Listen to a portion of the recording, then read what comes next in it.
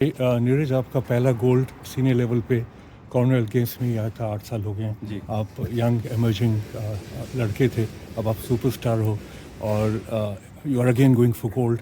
तो आपकी क्या यादें और क्या आपकी होप्स हैं इस इवेंट के बारे में? नहीं, बिल्कुल कॉमनवेल्थ की तो काफ़ी अच्छी यादें हैं। पहला मेरा सीनियर था, सीनियर कंपटीशन था कॉमनवेल्थ गेम्स। तो सीनियर की एक करियर की शुरुआत तो वहीं से होती है अच्छे से, जब मैंने गोल्ड जीता था। तो काफ़ी टाइम पहले की बात है, 2018 की, तो ऑलमोस्ट 8 साल हो गए हैं। तो फाइनली हम यहाँ पे हैं वापस। और वही है, जैसे कि मैं हमेशा कहता हूँ, जब भी अपनी कंट्री को रिप्रेजेंट करना होता है तो वो हमेशा ही मेरे लिए बड़े गेम्स होते हैं। तो नहीं, अच्छा लग रहा है कि फाइनली मैं वापस फील्ड पे हूँ और काफ़ी ठीक फील कर रहा हूँ। पिछले कुछ टाइम से काम कर रहे थे चीज़ों पे, तो काफ़ी अच्छा चल रहा है अभी। Nature of the competition has change a lot पिछले 8 साल में। आप पेरिस में आप एक गोल्ड और एक सिल्वर ओलंपिक लेवल पे जीत चुके जी। हैं, पर कंपटीशन अब और टफ हो गया है एशिया के लिए। हाँ जी, नहीं वो अच्छी बताया बात है जी। कंपटीशन टफ होता है तो हम एक दूसरे को और ज़्यादा पुश कर पाते हैं। जी। और ये अच्छी बात है। हाँ जी। और खासकर एशिया लेवल पे, साउथ एशिया में काफ़ी अच्छा कंपटीशन है। तो यहाँ पे अच्छा कंपटीशन भी होगा और सभी अपने आप को पुश करेंगे। नीरज, भारत के ट्रैक एंड फील्ड को देखें तो काफ़ी रिकॉर्ड बने पिछले एक साल में, चाहे 100 मीटर हो, 200 मीटर हो, हर्डल्स हो, 800 मीटर डेकाथलन। तो क्या वजह मानते हैं कि जो ट्रैक एंड फील्ड में इतना रेवोल्यूशनरी चेंजेस आए हैं? सबसे पहले तो क्या है कि तो अगर मैं सही बात बताऊं तो काफ़ी प्राइवेट सेक्टर से भी सपोर्ट मिल रहा है। फेडरेशन भी अभी काफ़ी अवेयर है, कंपटीशन एथलीट्स को बाहर मिल रहा है। और सबसे बड़ी जो चीज़ है, मुझे लगता है कि हमारे एथलीट्स काफ़ी फियरलेस हैं अभी। जो पहले कहीं ना कहीं घबराहट होती थी बाहर के एथलीट्स के साथ compete करने में, और कहीं ना कहीं डाउट था कि भाई शायद हम उतना अच्छा नहीं कर पाएंगे, और कहीं ना कहीं हमसे ज़्यादा स्ट्रॉन्ग है बाहर वाले। तो वो कहीं ना कहीं कॉन्फिडेंस आया अभी अपने एथलीट्स में, और वो काफ़ी फियरलेस हैं, बहुत ट्रेनिंग करते हैं, हार्ड वर्किंग है और खुद पे बहुत ज़्यादा बिलीव है।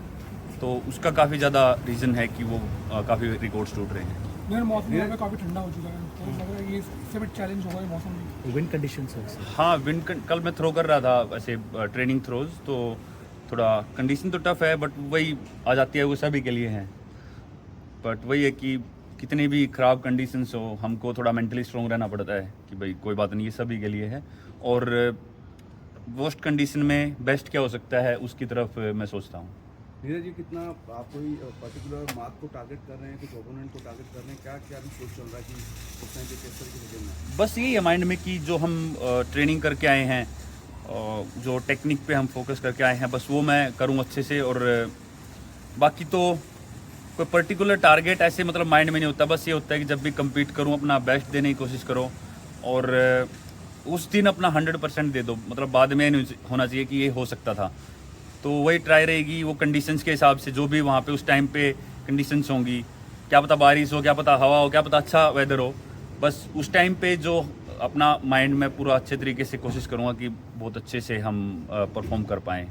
तो वही टारगेट है और वो मैं अपना बेस्ट देता हूँ हमेशा। गोल्ड कोस्ट में गोल्ड था आपका, अब ये कितना आपने इंपॉर्टेंस रखता है कॉमनवेल्थ गेम्स, क्योंकि बहुत टाइम बाद आप दोबारा से कॉमनवेल्थ गेम्स के लिए आ रहे हैं जी। तो कितना इंपॉर्टेंस रखता है ये कॉमनवेल्थ गेम्स आपके लिए? बिकॉज आप अब तो ओलंपिक चैंपियन हो चुके हैं, तो फिर भी क्या लगता है कि ये बहुत इंपॉर्टेंट है एक एथलीट के लिए और आपके लिए पर्टिकुलरली? बस मैं हमेशा वही बोलता हूँ कि जब भी पता नहीं, जब मैं अपनी कंट्री को रिप्रेजेंट करता हूँ, वो अपने आप ही इम्पोर्टेंट हो जाता है मेरे लिए।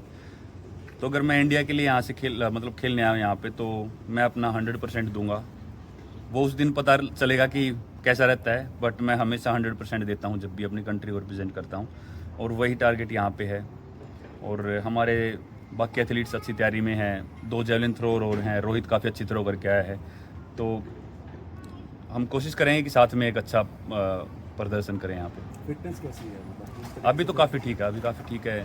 और दोहा में मैं पहला कंपटीशन खेल रहा था टोक्यो वर्ल्ड चैम्पियनशिप के बाद, तो वहाँ पे अच्छी थ्रो थी। और उसके बाद हमने जो कमियां लग रही थी उन पे काम किया और फिटनेस पे काम किया, तो पहले से काफ़ी बेटर लग रहा है अभी। नीरज, कॉमनवेल्थ गेम्स के बाद छोटा गैप, फिर एशियन गेम्स, हाँ जी। आपको कैसा लगता है? क्योंकि आपने वर्ल्ड चैंपियनशिप के बाद एक अच्छा ब्रेक लिया और वापस आए हाँ जी। फुली फिट होके, आप इसमें कुछ बताएंगे? नहीं, नॉर्मली जी क्या होता है कि हमारा वो सीज़न ऑफ हो जाता है, फिर उसके बाद हमारे कॉम्पिटिशन्स दोबारा मई में शुरू होते हैं। तो सितंबर में हमारा अक्टूबर सितंबर लास्ट अगस्त में भी कई बार। तो ये जब सीज़न ऑफ हो जाता है तो फिर वो मई में, कई बार अप्रैल में स्टार्ट होते हैं या फिर मई में स्टार्ट होते हैं, तो फिर वो उसके बाद फिर 4-5 महीने इकट्ठे चलते हैं। तो अभी एकदम ये कॉमनवेल्थ गेम्स के बाद काफ़ी ज़्यादा कंपटीशन आएंगे, डायमंड लीग्स हैं और अल्टीमेट चैम्पियनशिप भी है इस बार, और फिर एशियन गेम्स हैं। तो कोशिश रहेगी कि अपने आप को एक अच्छी तैयारी में रखें, कंसिस्टेंट रखें और वहाँ के लिए भी तैयार रहें।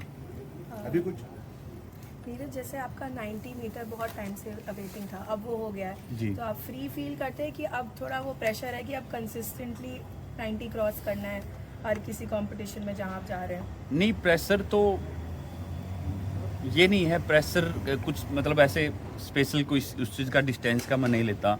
बट हाँ, ये ज़रूर है कि अभी एज एन एथलीट मेरा हमेशा माइंड में रहता है कि मैं अपने डिस्टेंस को और ज़्यादा बढ़ाऊं, और हमेशा मेरे दिमाग में होता है जब आप बड़े गेम्स में हैं तो आपके लिए सबसे बड़ा चैलेंज है वर्ल्ड के बेस्ट एथलीट्स के बीच में मेडल जीतना, गोल्ड जीतना। दूसरी बात डिस्टेंस पे आती है, तो डिस्टेंस मेरे लिए इम्पोर्टेंट है कि मैं अपने डिस्टेंस को बढ़ाता जाऊं, लेकिन उस टारगेट के बीच में मुझे लगता है कि जब ऐसी कंडीशंस होती हैं, जब सभी एथलीट्स वहाँ पे होते हैं, तो कई बार बहुत बड़े डिस्टेंस नहीं निकलते, लेकिन आपको अपने डिस्टेंस को कंसिस्टेंट रखना पड़ता है। तो बस वही मेरे दिमाग में होता है कि बस मैं अपना कंसिस्टेंसी बरकरार रखूं और कोशिश करता रहूं कि मैं कैसे धीरे धीरे और आगे बढ़ सकता हूं। तो बिल्कुल डेफिनेटली मेरा टारगेट है कि मैं अपनी थ्रो को और ज़्यादा बढ़ाऊं। नीरज, आपने दोहा के बाद कहा कि आप थ्रो नहीं कर रहे थे, तो कितनी कम थ्रो कर रहे थे और उससे पहले कितना आपने शुरू किया? नहीं, दोहा से पहले मैं थ्रो नहीं कर रहा था जी, क्योंकि पिछले साल कुछ इंजरी हो गई थी, तो उस पर काम किया हमने काफ़ी, और दोहा से 1 महीना पहले मैंने थ्रो स्टार्ट की थी।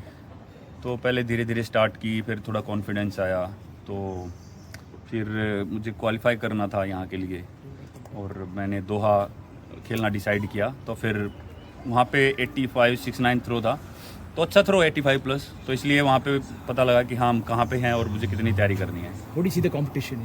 Arshad is there. A lot of youngsters are there from India. How do you see the field in Javelin? नहीं, फील्ड काफ़ी अच्छा है और आप देखोगे निकाल के, मुझे लगता है जेवलिन का बहुत ही टफ कंपटीशन है, क्योंकि बहुत सारे वर्ल्ड चैम्पियनशिप गोल्ड हैं, बहुत सारे मतलब काफ़ी ओलंपिक गोल्ड मेडलिस्ट भी हैं, और कॉमनवेल्थ गेम्स और सभी एशियन गेम्स के मेडलिस्ट। तो काफ़ी टफ कंपटीशन होने वाला है और लगभग सभी डायमंड लीग्स में भी परफॉर्म करते हैं, तो एक अच्छा कंपटीशन देखने को मिलेगा सभी को। नीरज, जो गवर्नमेंट ऑफ इंडिया है, स्पोर्ट्स मिनिस्ट्री, उसकी जो स्कीम्स है, पॉलिसी, वो किस तरह से मददगार हैं एथलीट्स के लिए हमारे? नहीं, बहुत मददगार है। पिछले कुछ टाइम से टॉप्स की तरफ से बहुत ज़्यादा सपोर्ट मिल रही है, हम बाहर ट्रेनिंग कर पा रहे हैं और कम्पीट कर पा रहे हैं बाहर के एथलीट्स के बीच में, और मुझे तो स्पेशली मैं कहना चाहूँगा काफ़ी सपोर्ट मिल रही है। मेरी टीम भी साथ में रहती है और हम खासकर हम जब तैयारी करते हैं किसी बड़े गेम के लिए, तो कोशिश करता हूँ मैं कि उस एनवायरनमेंट में और वहाँ पे, जैसे खासकर यूरोप में हमारे सबसे ज़्यादा कंपटीशन होते हैं, तो वहाँ पे ट्रेनिंग करने का तो हमेशा अच्छी सपोर्ट मिलती है, और ये काफ़ी अच्छी स्कीम है। मुझे लगता है काफ़ी एथलीट्स को इससे हेल्प मिल रही है। नई सिटी एक्सप्लोर करने का कुछ टाइम मिला अभी कहीं जाने का, आने का? टाइम तो है जी, बट मैं कोशिश कर रहा हूँ कि अभी अपना फोकस पूरा ट्रेनिंग पे और कंपटीशन पे रखें, उसके बाद घूमने का टाइम तो रहता है हमेशा। ठीक है, थैंक यू। Thank you.